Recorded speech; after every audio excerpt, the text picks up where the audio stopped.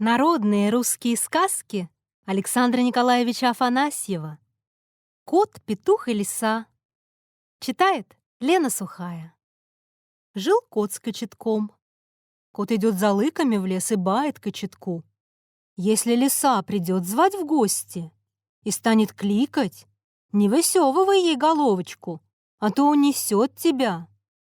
Вот пришла лиса звать в гости, стала кликать: «Кочетунюшка, кочетунюшка, пойдем на гуменцы золотые яблочки катать». Он глянул, она его и унесла.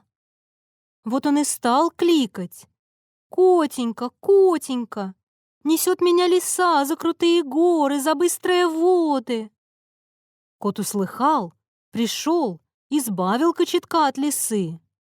Кот опять идет за лыками и опять приказывает: если лиса придет звать в гости, не высевывай головку, а то опять унесет. Вот лиса пришла и по-прежнему стала кликать. Кочеток глянул, она его и унесла. Вот он и стал кричать: «Котунюшка, котунюшка, несет меня лиса за крутые горы, за быстрые воды».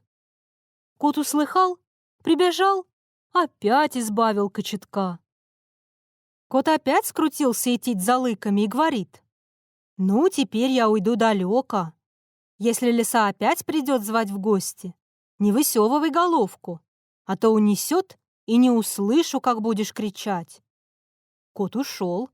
Лиса опять пришла и стала опять кликать по-прежнему. Кочеток глянул, лиса опять унесла его. Кочеток стал кричать. Кричал. Нет, не идет кот. Лиса принесла кочетка домой и крутилась уж жарить его. Тут прибежал кот, стал стучать хвостом об окно и кликать: «Лисонька, живи хорошенько своим подворьем.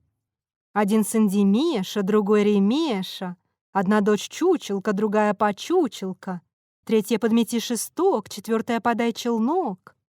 К коту стали выходить лисонькины дети, один за другим. Он их всех поколотил.